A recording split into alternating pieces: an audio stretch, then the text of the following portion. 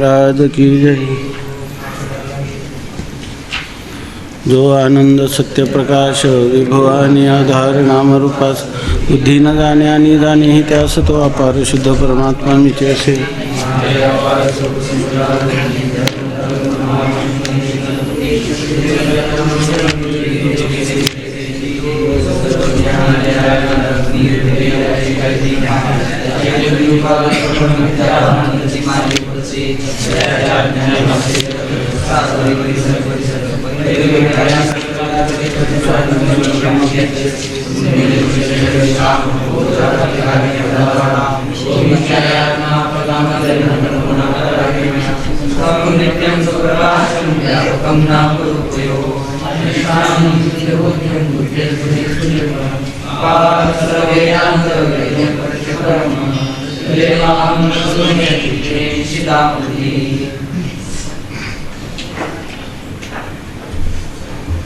काल आपण पाहिलं की वाक्य तात्पर्य निश्चयाला काय म्हणतात? शाब्दबोध। तो शाब्दबोध ज्या पदाच्या अगोदर अर्थ कळायला पाहिजे, त्या ज्या पदाच्यावरून ज्या अर्थाचा बोध होतो त्याला काय म्हणतात? शक्य असं म्हणतात। परंतु असा अर्थ करूनही शक्यार्थ करून किंवा वाच्यार्थ असंही त्याला म्हणतात। असा वाच्यार्थ करूनही जर आपल्याला यथार्थ अनुभवाशी जुळेल असा अर्थ निष्पन्न झाला नाही तर त्या शक्या संबंधाने लक्षणा करावी लागते।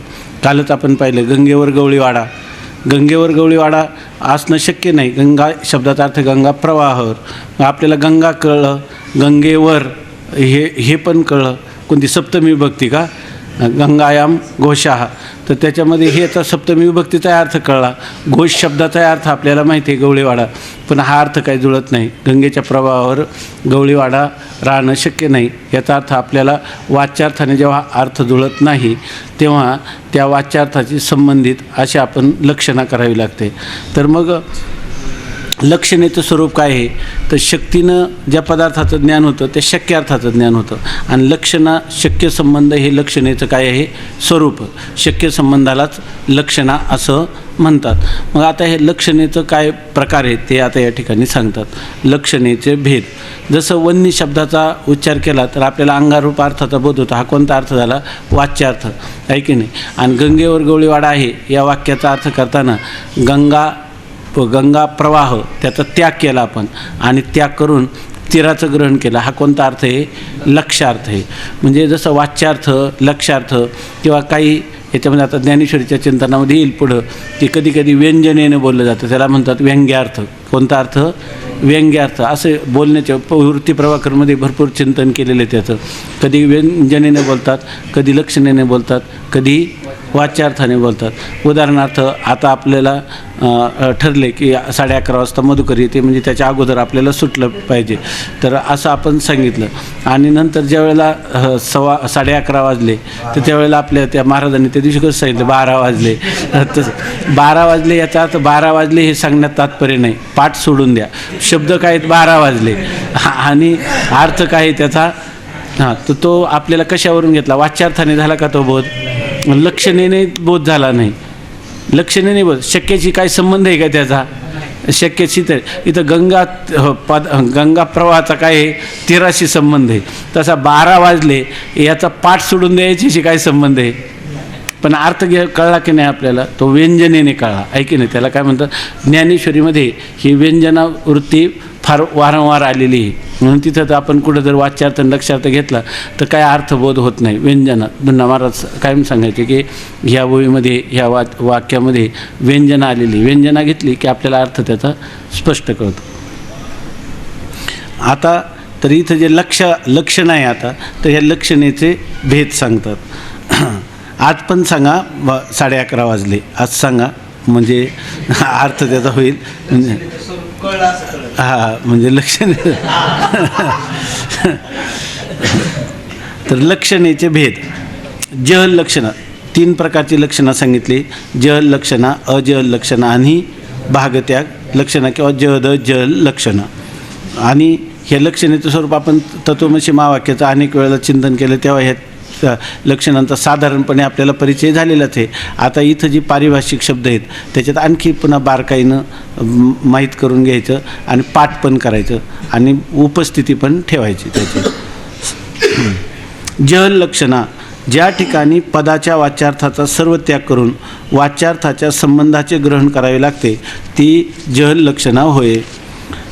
म्हणजे ज्या ठिकाणी पदाचा जो वाच्यार्थ आहे त्या वाच्यार्थाचा पूर्ण परित्याग करायचा आणि त्या वाच्यार्थाची संबंधित त्या वाच्यार्थाची ज्याचा संबंध आहे त्या संबंधाचं काय करायचं, ग्रहण करायचं. संबंधाचं म्हणजे त्या संबंधित पदार्थाचं ग्रहण करायचं. तिथं वाच्यार्थाच्या संबंधी कोण आहे, गंगा तीर आहे. वाच्यार्थ काय, गंगेवर, तर गंगा प्रवाह आणि प्रवाहाचा काय करायचा, पूर्णपणे त्याग करायचा आणि त्याच्या संबंधाचं ग्रहण करायचं. म्हणजे संबंध कोण आहे, तीर, त्याचं ग्रहण करायचं. याला म्हणायचं जहल लक्षणा. हा धातू आहे ना, हा ज्या हाती तृतीय गणाचा आहे का, तर त्याचा अर्थ त्याग करायचा. वाच्यार्थाचा पूर्णपणे त्याग ज्याच्यामध्ये केला जातो त्याला काय म्हणतात, जहल लक्षणा. आता ह्या जहल लक्षणाचं उदाहरण सांगतात. जसे गंगेवर गवळीवाडा आहे या वाक्यात गंगा पदाचा वाच्यार्थ गंगेचा प्रवाह आहे, परंतु वाच्यार्थावर म्हणजे गंगेच्या प्रवाहावर गवळीवाडा असणे व्यवहारात संभवनीय नाही. म्हणून प्रवाह या वाच्यार्थाचा सर्व त्याग करून प्रवाह संबंधी जे तीर त्या तीराचे ठिकाणी जी लक्षणा झाली ती जहल लक्षणा मानावी. आता जहल लक्षणेचं उदाहरण दिलं. गंगेवर गवळीवाडा दररोजच पाहतो आपण.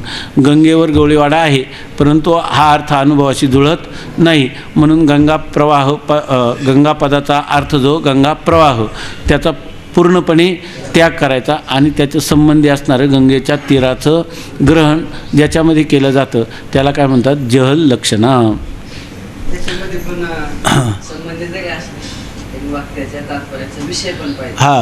संबंधी असून वक्त्याचं तात्पर्य काय आहे, गंगा तीरावर. वक्त्याचं संबंध जर असला आपण अर्थ काढायचा असं नाही. वक्त्याला हेच सांगायचं आहे.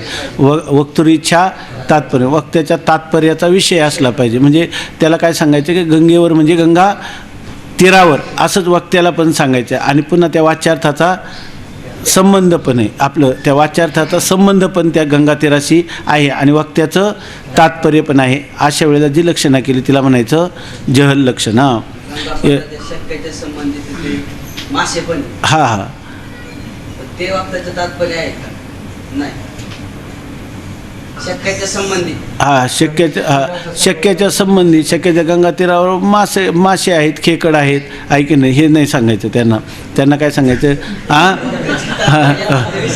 वक्त्याच्या तात्पर्याचा विषय. वक्त्याच्या तात्पर्याचा विषय काय रे, तीरा संबंधाने कोण आहे, गवळीवाडा, हा त्याला सांगायचं. यात गंगापदाच्या शक्तिवृत्तीने प्रवाहाचे ज्ञान होते म्हणून गंगापदाचा वाच्यार्थ जो प्रवाह याचे प्रथम ज्ञान होते. आता शक्तिवृत्तीनं काय ज्ञान होतं गंगापदाने, तर गंगेच्या प्रवाहाचं ज्ञान. हे कोणत्याने झालं, वाचशक्तिवृत्तीनं किंवा अभिधावृत्तीनं किंवा वाच्यार्थाने हे आपल्याला ज्ञान झालं. गंगापदाच्या शक्तिवृत्तीने प्रवाहाचे ज्ञान होते. अगोदर काय झालं ज्ञान, गंगापदाने कशाचं ज्ञान झालं, प्रवाहाचं ज्ञान झालं वाच्यार्थाने. म्हणून गंगापदाचा वाच्यार्थ जो प्रवाह त्याचे प्रथम ज्ञान होते. आपल्याला गंगेवर गवळीवाडा असं म्हटलं की गंगापदाने पहिल्यांदा गंगेच्या प्रवाहाचं ज्ञान होतं. आणि परंतु वाच्यार्थ ग्रहणाने वक्त्याच्या तात्पर्याचा निश्चय होत नाही. परंतु गंगेवर गवळीवाडा आणि वक्ता तर म्हणतोय खरा, परंतु त्याचा तात्पर्य ते आहे का, नाही, गंगेवरच गवळीवाडा आहे असं वक्त्याच्या तात्पर्याचा काही निश्चय होत नाही. म्हणून वाच्यार्थ जो प्रवाह त्याच्याशी संबंधी असणारे जे तीर त्याचे गंगापदाच्या लक्षणावृत्तीने ज्ञान होते. मग आपण काय करतो, त्या गंगापदाचा वाच्यार्थ जो प्रवाह तो शक्यार्थ झाला किंवा वाच्यार्थ झाला, त्याच्या संबंधी काय घेतो आपण, गंगा तीर घेतो आणि त्या गंगा तीरावर गवळीवाडा आहे अशा वक्त्याच्या तात्पर्याचा निश्चय करतो. यात वाच्यार्थाचा सर्व त्याग आहे. आणि मग आपल्याला गंगापदाचं याने तीराचं ज्ञान झालं की नाही, ते कोणत्या वृत्तीनं झालं, शक्तिवृत्तीनं झालं का वाच्यवृत्तीनं झालं, लक्षणावृत्तीनं झालं आहे की नाही. ते कोणत्या वृत्तीनं झालं, लक्षणावृत्तीनं झालं. परंतु हे करताना यात वाच्यार्थाचा सर्व त्याग आहे म्हणून ती जहल लक्षणा म्हणावी. याच्यामध्ये वाच्यार्थाचा आपण संपूर्ण त्याग केला की नाही, परंतु मग वाच्यार्थ पूर्ण व्हायला गेला का त्याग केल्यावर, का त्याच्या संबंधीचं ग्रहण करून आपल्याला अर्थाचं ज्ञान झालं. म्हणून शक्यार्थाचं ज्ञान पाहिजेच की नाही अगोदर, तरच आपल्याला लक्षणा करता येईल. शक्यार्थाचं ज्ञान नसलं तर लक्षणासुद्धा करता येणार नाही. म्हणून वाच्यार्थाचं ज्ञान पाहिजे. मग वक्त्याच्या तात्पर्याचा निश्चय होत नाही. त्यावेळेला आपण अजल लक्षणा करतो आणि मग आपल्याला वक्त्याच्या तात्पर्याचा निश्चय होतो. गंगेवर गवळीवाडा आहे म्हणजे गंगा तीरावर गवळीवाडा आहे की नाही. हे झालेलं ज्ञान कशामुळं झालं? लक्षणावृत्तीनं झालेलं ज्ञान आहे. ही झाली जहल लक्षणा. आता अजहल लक्षणा. वाच्यार्थासहित वाच्याच्या संबंधीचे ज्या पदाने ज्ञान होते त्या पदाचे ठिकाणी अजहल लक्षणा समजावी. आता आपण पाहिलं जहत म्हणजे काय? टाकणं. आणि अजहत म्हणजे न टाकणं आणि अधिक घेणं असा त्याचा अर्थ. ते पुढं सांगतातच. अजहाती म्हणजे तिचा त्याग करीत नाही, म्हणजे वाच्यार्थाचा त्याग करीत नाही. वाच्यार्थासहित वाच्याच्या संबंधीचे ज्या पदाने ज्ञान होते. नुसतं वाच्यार्थाचं ज्ञान होत नाही तर वाच्यार्थाच्या संबंधी तिथं कसं होतं? गंगेवर गवळीवाडा म्हणणारा आपण वाच्यार्थाचा पूर्ण त्याग केला आणि संबंधीचं ग्रहण केलं म्हणून तिथं कोणती लक्षणं झाली? जहल लक्षणं. पण अजहल लक्षणेमध्ये वाच्यार्थाचा तर त्याग होतच नाही, पण वाच्यार्थाचा त्याग न करताना त्याच्या संबंधीचंही ग्रहण होतं. त्याला काय म्हणतात? अजहल लक्षणं. वाच्यार्थासहित वाच्याच्या संबंधीचे ज्या पदाने ज्ञान होते त्या पदाच्या ठिकाणी अजहल लक्षणा समजावी. वाच्यार्थासहित वाच्याच्या संबंधीचं ज्ञान ज्या पदाने होतं त्या पदाच्या ठिकाणी कोणती लक्षणा केली? अजहल लक्षणा केली. उदाहरण सांगतात.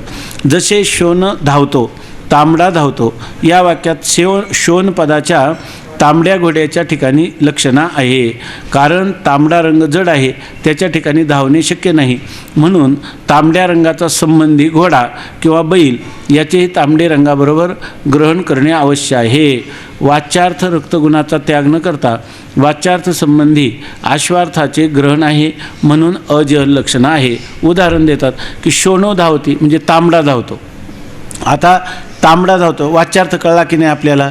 वाच्यार्थ कळा, पण आपल्याला हे वक्त्याच्या तात्पर्याचा निश्चय होत नाही. तांबडा धावतो याने तांबडा म्हणजे रंग आहे आणि तो तांबडा रंग कसा काय धावेल? तो जड आहे. याचा अर्थ तांबडा रंग ज्यांनी धारण केला, तांबडा रंग ज्याच्याशी संबंधित आहे असा घोडा किंवा बैल, आणि तो तांबडा घोडा किंवा तांबडा बैल धावतो असं आपल्याला वाक्याच्या तात्पर्याचा निश्चय करता येईल की नाही? वक्त्याच्या तात्पर्याचा निश्चय करता येईल. पण तो करताना आपण त्या पदाच्या ठिकाणी कोणती शोण पदाच्या ठिकाणी कोणती लक्षणं केली? अजहल लक्षणं केली. त्या पदाच्या वाच्यार्थाचा त्याग संपूर्ण वाच्यार्थ जसाच्या तसा ठेवला आणि शिवाय संबंधी असणाऱ्या घोड्याचं देखील ग्रहण केलं म्हणून ही कोणती लक्षणं झाली? अजहल लक्षणं झाली.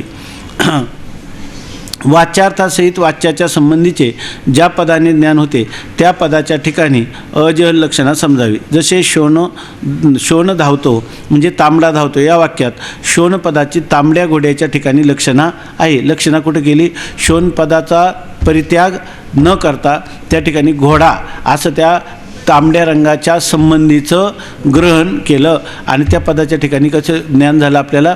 लक्षणेने. कोणती लक्षणं केली? त्या शोण पदाच्या ठिकाणी आपण घोडा संबंधी पदाचा त्याग न करता शोण आणि तत्संबंधी असणारा घोडा किंवा बैल ह्या दोघांचंही ग्रहण केलं आणि आपल्याला ज्ञान झालं की नाही? वक्त्याच्या तात्पर्याचा निश्चय झाला की नाही? झाला. का बरं पहिल्यांदा निश्चय का झाला नाही?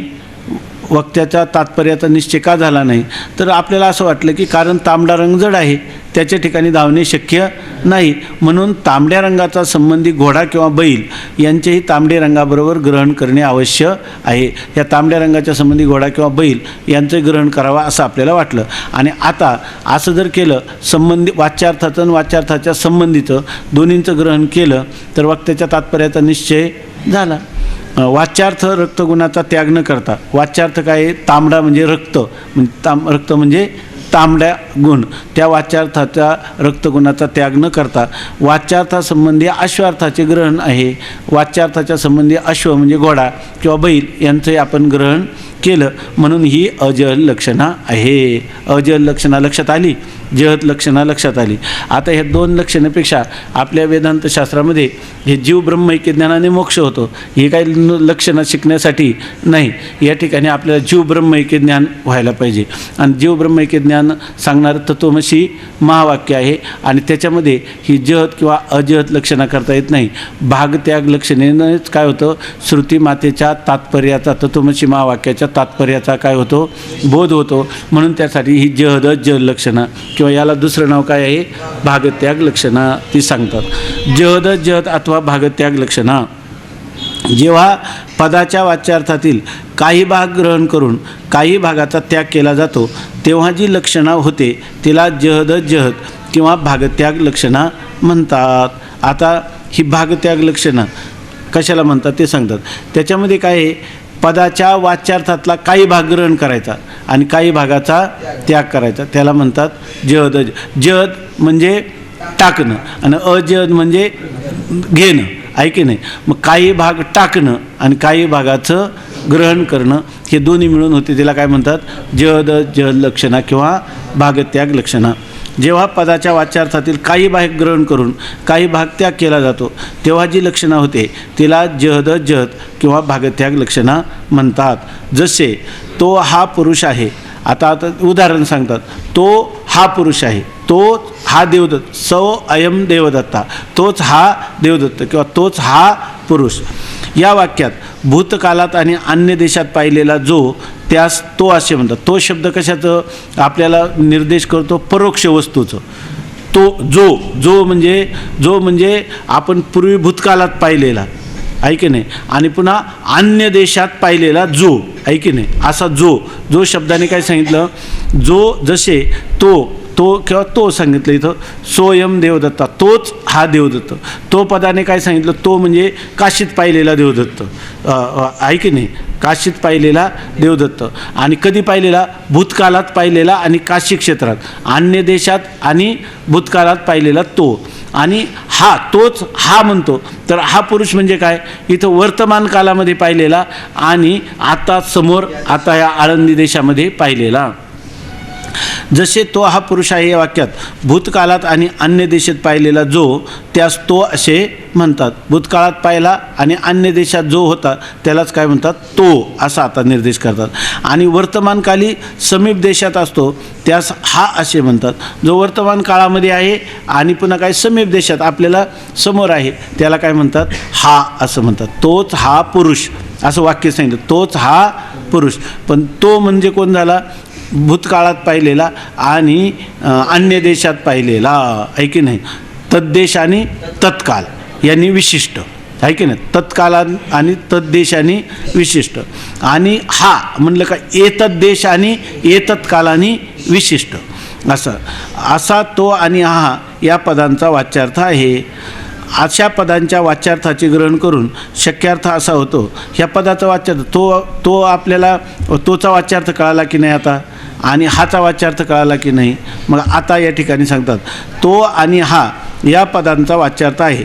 अशा पदाच्या वाच्यार्थाचे ग्रहण करून वाक्यार्थ असा होतो की ह्या दोन्ही वाक्यार्थ आपल्याला वाच्यार्थ कळाला की नाही, दोन्ही वाच्यार्थाचं ग्रहण केलं तर तोच हा पुरुष याचा अर्थ आपण कसा करतो, या पदाचा वाच्यार्थ असा होतो की किंवा शक्यार्थ असा होतो की भूतकाळ आणि अन्य देशसहित तो आणि वर्तमान काळ आणि समीप देशसहित हा आहे.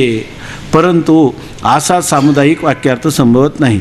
आता याचा अर्थ काय झाला, तोच हा पुरुष म्हटलं की काय आहे, भूतकाल आणि दुर्देश, बरोबर ना, यांनी युक्त आणि वर्तमान काल आणि समीप देश यांनी युक्त हा पुरुष आहे. अशा वाक्यापासून आपल्याला काय वाक्यार्थ बोध झाला का, झाला नाही. सामुदायिक वाक्यार्थ संभवत नाही, कारण भूतकाल आणि अन्य देश, वर्तमान काल आणि समीप देश यांचा विरोध आहे. तोच हा म्हणायचं म्हणजे दोन्हींचं काय झालं, ऐक्य सांगायचं. परंतु जर तुम्ही घेतलं की जो तो आणि हा, तर तोचा अर्थ काय झाला, भूतकाल आणि अन्य देश, आणि हा शब्दाचा अर्थ काय झाला, वर्तमान काल आणि समीप देश असा अर्थ झाला. मग सामुदायिक अर्थापासून सामुदायिक वाच्यार्थ आपल्याला कळला नाही का? मग त्या वाक्याचा जर त्या वाक्याच्या सगळ्या पदांचा जर आपण अर्थ केला आता तर आपल्याला वाक्यार्थ निष्पन्न होतो का? त्याच्यातून काही बोध होतो का? नाही. कारण का होत नाही? का बोध होत नाही? तर हा वर्तमान काल आणि येतच देश आणि तो भूतकाल आणि तद्देश हे ऐके नाही व्यवहित देश ह्या दोघांचं तो आणि हा एक असं कसं काय होईल? अशा प्रकारे वाक्याच्या तात्पर्याचा निश्चय होत नाही. कारण का समीप देश आणि दूरदेश हे दोन परस्पर विरोधी पदार्थ आहे. भूतकाल आणि वर्तमानकाल हे दोन्ही परस्पर विरोधी पदार्थ आहे. तोच हा म्हणलं तर एकाच अधिकरणामध्ये एकाच कालात दोन परस्पर विरुद्ध धर्म राहतीलच कसे? अशी शंका येते ना. हा तर सरळ म्हणतो की तोच हा पुरुष असं तर म्हणतो. बरं म्हणणाराही काही खोटं सांगणं शक्य नाही. मग यात वाक्याच्या तात्पर्याचा निश्चय होत नाही. मग आता कसं गड्या जुळून घ्यावं असं वाटतं की नाही? तोच हा पुरुष. याच्यामध्ये काय करावं? जड लक्षण करावं का अजड लक्षण करावं? वाच्यार्थाने तर ज्ञान होत नाही. जड लक्षणेने होणार नाही, अजड लक्षणेने होणार नाही. जड लक्षणेने हे ज्ञान होत असतं. ते कसं होतं ते सांगतात. म्हणून दोन्ही पदांच्या ठिकाणी देशकाल जेवढा वाच्य भाग आहे त्याचा त्याग करून वाच्यार्थापैकी पुरुष भागाच्या वाच्यार्थाच्या ठिकाणी भागत्याग लक्षणा होते. मग आपल्याला सोपा उपाय आहे. त्या ठिकाणी तो भूतकालाचाही त्याग करा आणि त्या दूरदेशाचाही त्याग करा किंवा अन्य देशाचाही त्याग करा आणि या ठिकाणी वर्तमान कालाचाही त्याग करा आणि या ठिकाणी असणाऱ्या समीप देशाचाही त्याग करा. पुरुष तर एकच आहे की नाही? मग त्या पुरुष पदाच्या ठिकाणी कोणती लक्षणं करायची? भागत्याग लक्षणेने. आणि मग आपल्याला भूतकाल आणि वर्तमानकाल समीप देश आणि अन्य देश या दोन्हींचाही त्याग जर केला तर पुरुष पदाचं ज्ञान होईल का नाही आपल्याला? पुरुष पदा पण कशाने ज्ञान होईल? हे तोच हा पुरुष याने काय होईल? तोच हा पुरुष. याच्यामध्ये पुरुष शब्दाच्या ठिकाणी भागत्याग लक्षणा करून आपल्याला ह्या वाक्याच्या अर्थाचं काय होतं? ज्ञान होतं. ऐकी नाही? तोच हा पुरुष म्हणजे याचा अर्थ आपण काय केला? तो आणि हा. बरोबर ना? तो आणि हा, तद्देश आणि एतद्देश, भूतकाल आणि वर्तमानकाल यांचा सगळ्यांचा परित्याग केला आणि देवदत्त किंवा तो पुरुष पिंडाचं काय केलं? ग्रहण केलं. हे ज्ञान कशाने झालं? भागत्याग. मग याच्यामध्ये सगळ्यात वाक्याचा त्याग केला का वाच्यार्थाचा? नाही. काही वाच्यार्थाचा त्याग केला आणि काहीचा काय केला? ग्रहण केलं. पुरुषाचं काय केलं? ग्रहण. कसं ग्रहण केलं? तर पुरुषाच्या ठिकाणी आपण कोणती लक्षणं केली? जल लक्षणा किंवा भागत्याग लक्षणा केली. वाच्यार्थाचा काही परित्याग केला आणि काहीचं ग्रहण केलं. मग वाच्यार्थापैकी पुरुष भागाच्या वाच्यार्थाच्या ठिकाणी भागत्याग लक्षणा होते. आलं लक्षामध्ये? आता पुढं तत्वम पदाचे वाच्यार्थ निरूपण. हे कशासाठी सांगायचे? हे काय तुम्हाला करमणूक म्हणून सांगत नाही. आम्हाला आमच्या पुढं ग्रंथ काय सांगायचा आहे? तत्वमसी महावाक्याचं निरूपण करणारा हा ग्रंथ आहे. मग त्याच्यासाठी याची उपयोगिता आहे म्हणून सांगितलं. हे काय भाष्यशास्त्राचं चाललं आहे का? वाच्यार्थ, लक्षार्थ, भागत्याग लक्षणं व्यवहारामध्ये हे चालतं. तो व्यवहार आम्हाला सांगायचा नाही. तर वैदिक व्यवहार आहे. त्याच्यामध्ये तत्वमसी महावाक्य आहे. त्यामध्ये काय केलेलं आहे? ते तू आहेस असं सांगितलेलं आहे. ते तू आहेस असं सांगितलं तर त्याच्यामध्ये आपल्याला त्या वाक्याचा अर्थ व्यवस्थित समजला पाहिजे. तर तो वाक्यार्थ समजण्यासाठी आपल्याला भागत्याग लक्षणा इथं उपयोगाला पडते. ही गोष्ट सांगायची. जल लक्षणेने तत्वमसी महावाक्याने अहम ब्रह्मास्मी असं ज्ञान होतं. पण ते ज्ञान होतं कशाने होतं? लक्षणेने होतं, वाच्यार्थाने होत नाही. आणि त्या लक्षणेमध्ये कोणत्या लक्षणेने होतं? भागत्याग लक्षणेने होतं. त्यासाठी आता कारण काय दोन्हींचा जरी आपल्याला तत् आणि तोम पदाचा वाच्यार्थ कळला तरी त्या दोन्हींचं ऐक्य कधीही संभवू शकत नाही वाच्यार्थात. मग वाच्यार्थात जेव्हा जुळत नाही तेव्हा काय करावं लागतं? लक्षण. आणि लक्षणे पुन्हा शक्य संबंधी लक्षणा असं करावं लागतं. आणि त्या लक्षणात कोणती लक्षणा जर तुम्हाला जड लक्षणेने जुळत नसेल, अजड लक्षणेने जुळत नसेल तर कोणती? भागत्याग लक्षणेने ही गोष्ट कशा प्रकारे वाक्यार्थाचं ज्ञान होतं हे सांगण्यासाठी सांगतात. पण आता त्या ठिकाणी तत्वम पदाचे वाच्यार्थ निरूपण. आता तत्वमसी महावाक्यामध्ये दोन पद आहेत, तत् आणि त्वम. त्या तत् आणि त्वम पदाचा वाच्यार्थ काय आहे ते अगोदर आपल्याला सांगतात. आपल्याला माहीतच आहे, पुन्हा एकदा वाचतो. तत्वम पदाचे वाच्यार्थ निरूपण. त्याप्रमाणे म्हणजे कसं? तोच हा पुरुष या ठिकाणी पुरुष पदाच्या ठिकाणी जशी भागत्याग लक्षणा होते त्याचप्रमाणे तत्वमसी या महावाक्यात भागत्याग लक्षणा कशी होते हे दाखवण्याकरिता तत्वमसी महावाक्यात भागत्याग लक्षणा होते. ती भागत्याग लक्षणा कशी होते हे सांगण्यासाठी तत्वमसी महावाक्यातील तत्पद व त्वमपद यांचा वाच्यार्थ सांगतो. आता पहिल्यांदा तत्पद आणि त्वमपदाचा वाच्यार्थ सांगतात. तत्पदाचा वाच्यार्थ तुम्ही जर म्हटले तर पुन्हा थोडं थोडं सांगतो, नाहीतर काही सांगण्याची गरज पण नाही. तत्पदाचा वाच्यार्थ, तत्पद हे ईश्वरवाचक पद आहे. त्याचा अर्थ काय तर त्याच्यामध्ये 8 गोष्टी सांगितल्या. तत्पदाच्या वाच्यार्थामध्ये तत् म्हणजे तो परमात्मा असं म्हटलं की 8 गोष्टी आपल्या डोळ्यापुढे येतात. कोणता तो आहे सर्वशक्तिमान, म्हणजे सर्व शक्ती म्हणजे ज्याच्या ठिकाणी सर्व सामर्थ्य आहे. परमात्मा तत्पदाचा वाच्य काय होतो, तत् म्हणजे परमात्मा. त्या परमात्म्याच्या ठिकाणी तो कसा आहे सर्वशक्तिमान, कर्तुम अकर्तुम अन्यथा कर्तुम शक्ती संपन्नता ज्याच्या ठिकाणी आहे तो हा ह्या तत्पदाचा अर्थ आहे. दुसरं तो केवळ सर्वशक्तिमान नाही, तो सर्वज्ञ म्हणजे सर्व वस्तू जाणणारा. तो परमात्मा एकाच वेळेला सर्व पदार्थांना जाणतो. विभू म्हणजे व्यापक. विभू शब्दाचा अर्थ काय आहे व्यापक. व्यापक शब्दाची काय व्याख्या केली, ज्याला देशकाल वस्तू परिच्छेद रहित असणारं त्याला म्हणतात व्यापक. आणि नैयायिकांची काय व्याख्या आहे, सर्व अमूर्त द्रव्याशी ज्याचा सर्व मूर्त द्रव्यांशी ज्याचा संयोग होतो त्याला काय म्हणतात व्यापक. पण आपला व्यापक शब्द सिद्धांतामध्ये काय कोणत्या अर्थाने देशकाल वस्तू परिच्छेद रहित त्याला म्हणतात विभू. आता ईश म्हणजे सर्वांचा प्रेरक. ईश्वर हा सर्वभूतानां हृदयेषु अर्जुन ईश्वरा सर्वभूतानां हृदयेषु अर्जुन तिष्ठती भ्रामयन् सर्वभूतानां भूतानी यंत्रारूढानी मायया. ईश म्हणजे सर्वांचा प्रेरक. स्वतंत्र म्हणजे कर्माधीन नाही. भगवंतानी किती कर्म केली तर तो कर्माने परतंत्र होत नाही. परोक्ष म्हणजे आपलं ईश्वराने नमाम कर्माणी लिंपंती न मे कर्मफले स्पृहा. जीवाने चातुर्वर्ण्यं मया सृष्टम गुणकर्म विभागशः तस्य कर्तारमपि मां विद्य कर्तारम व्ययम.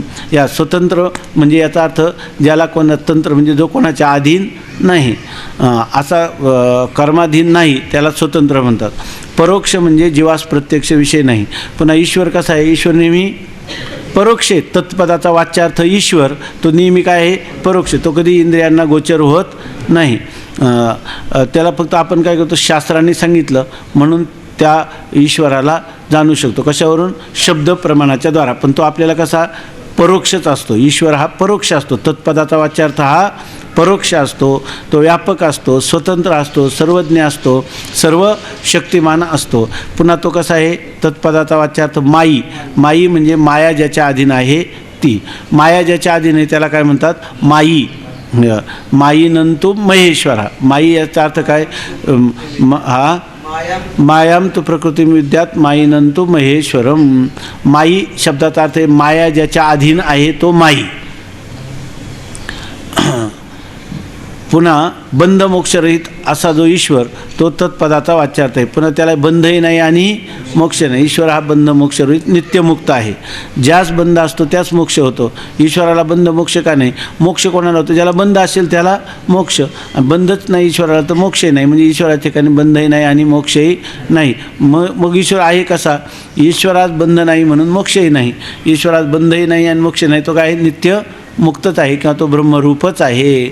नित्यमुक्त असणारं ब्रह्म हेच त्याचं स्वरूप आहे. हे एवढं काय झालं तत्पदाचा वाच्यार्थ. आता यानंतर त्वमपदाचा वाच्यार्थ सांगतात. त्वमपदाचा वाच्यार्थ जे जे ईश्वराचे कार्य धर्म सांगितले आहेत त्याहून विपरीत धर्म ज्याचे ठिकाणी असतात ते जीवचैतन्य त्वमपदाचे वाच्य म्हणावे. आता जेवढे ईश्वराचे धर्म सांगितले म्हणजे तत्पदाच्या वाच्यार्थाचे जेवढे धर्म आहेत त्या तत्पदाच्या वाच्यार्थाच्या सर्व धर्म. तत्पदाचा वाच्यार्थ कोण आहे, ईश्वर. आणि ईश्वराचे जेवढे धर्म सांगितले त्या धर्माच्या सगळे धर्म विरुद्ध किंवा विपरीत धर्म ज्याचे आहेत तो आहे त्वमपदाचा वाच्यार्थ. आणि त्या त्वमपदाचा वाच्यार्थ कोण आहे, जीव. त्वमपदाचा वाच्यार्थ जे जे ईश्वराचे धर्म सांगितले त्याहून विपरीत धर्म ज्याचे ठिकाणी असतात ते जीवचैतन्य त्वमपदाचे वाच्य म्हणावे. ठीक चाललंय ना.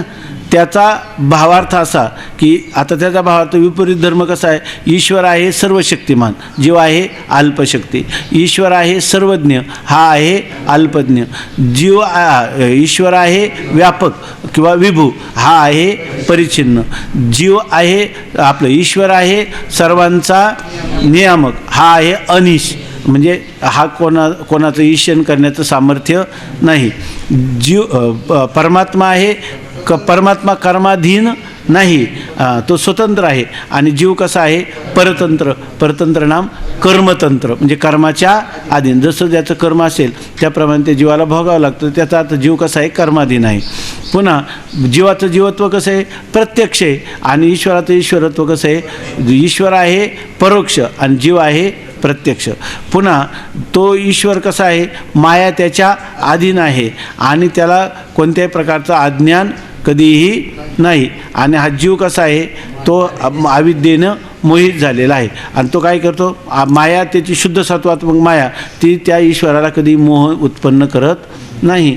त्याचं ज्ञान हे नित्य आहे. आणि जीव मात्र काय आहे? अविद्येने मोहाला विपरीत भावनेला प्राप्त झालेला आहे. आणि याशिवाय ईश्वराला बंधमोक्ष नाही आणि जीव कसा आहे? बंधमोक्षवान आहे. हे झाले का तोमपदाचा वाच्यार्थ. आपले स्वतःचे स्वरूप कोणासही प्रत्यक्षच असते, दुसऱ्याचे स्वरूप प्रत्यक्ष नसते, म्हणून परोक्ष म्हटले. ईश्वरास मात्र आपले स्वतःचे आणि जीवाचे स्वरूप प्रत्यक्ष असते. आता तुम्ही म्हणाल की ईश्वराचं स्वरूप परोक्ष असतं. आता ईश्वराला काय आपल्या स्वरूपाचं ज्ञान नाही काय? आहे ना. मग परोक्ष का म्हटले? जीवाच्या दृष्टीनं. त्याला काय म्हटले? जीवाच्या दृष्टीनं परोक्ष म्हटले. नाहीतर जीवालाही आपलं स्वतःचं प्रत्यक्ष आहे की नाही, आणि ईश्वरालाही आपल्या स्वरूपाचं प्रत्यक्ष आहे. पण आम्ही परोक्ष का म्हटलं? जीवाला ईश्वर काय आहे? परोक्ष आहे. म्हणून म्हणतात की कारण आपले स्वतःचे स्वरूप कोणाचंही प्रत्यक्ष असते, दुसऱ्याचे स्वरूप प्रत्यक्ष नसते. ईश्वराचं स्वरूप, ईश्वर आपल्याहून काय आहे? अन्य, म्हणून त्याचं स्वरूप आपल्याला प्रत्यक्ष नाही, म्हणून ते परोक्षच आहे असं म्हटलं. ईश्वरास मात्र आपले स्वतःचे आणि जीवाचे स्वरूप प्रत्यक्ष असते. ईश्वराला मात्र काय आहे? त्याला स्वतःच्याही स्वरूपाचं प्रत्यक्ष आहे आणि जीवाच्याही स्वरूपाचं प्रत्यक्ष आहे. जीवाला स्वतःच्या स्वरूपाचं प्रत्यक्ष आहे, पण ईश्वर अन्य असल्यामुळं त्याच्या स्वरूपाचं परोक्षच आहे. ईश्वराचे स्वरूप ईश्वरास प्रत्यक्ष असले तरी जीवास प्रत्यक्ष नसते, म्हणून परोक्ष म्हटले. ईश्वराचं स्वरूप ईश्वराला प्रत्यक्ष आहे, पण जीवाला काय ते प्रत्यक्ष नाही, म्हणून आम्ही त्याला काय म्हटलं? जीवाला जीवाच्या दृष्टीने ईश्वराचं स्वरूप हे परोक्ष आहे असं आम्ही म्हटलं. फार घाई नाही ना झाली. ईश्वर धर्माहून विरुद्ध धर्मवान जीव चैतन्य तोमपदाचा वाच्यार्थ आहे. तोमपदाचा वाच्यार्थ काय झाला? ईश्वर धर्माच्या विपरीत असे सगळे धर्म ज्याच्या ठिकाणी त्याला काय म्हणायचं? जीवचैतन्य. आणि तो जीवचैतन्य हा तोमपदाचा वाच्यार्थ आहे. आणि तत्पदाचा वाच्यार्थ आहे ईश्वर चैतन्य. एवढं झालं.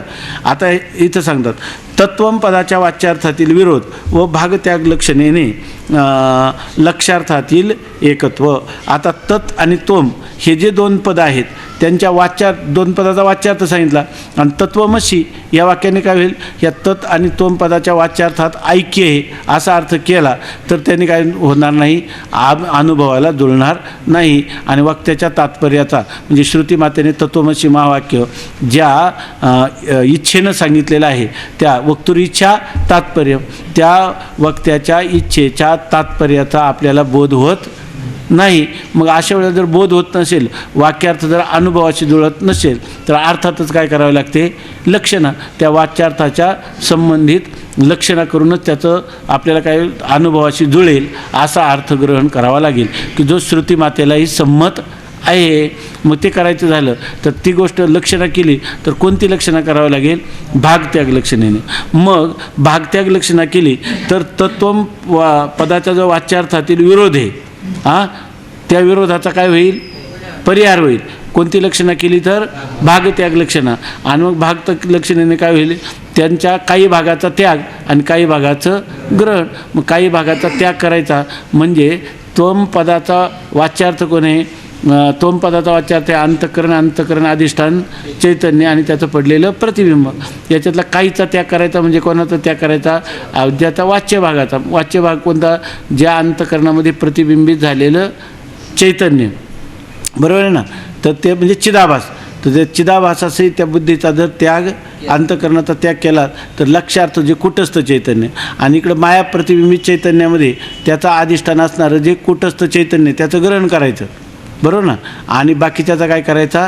त्याग करायचा. मग त्या इकडं कोणी माया अधिष्ठान ब्रह्मचैतन्य आणि ब्रह्मचैतन्याचं मायेमध्ये पडलेलं प्रतिबिंब.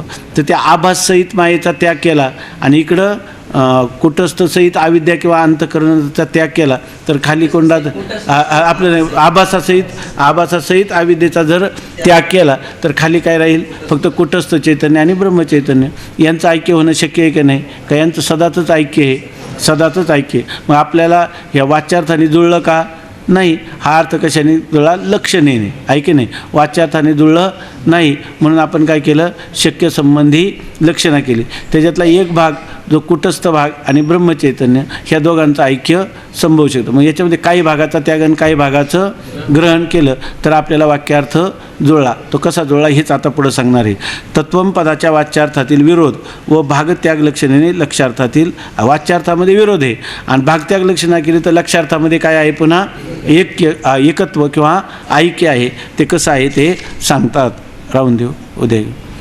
पुंडलिक वरदा हरी विठ्ठल श्री ज्ञानदेव तुकाराम ज्ञानेश्वर महाराज की जय. रामकृष्णाच्या अवतारांचं प्रत्यक्ष होतं. हां, आता पुढं तोच विषय येणार आहे पुढं 7व्या तरानं.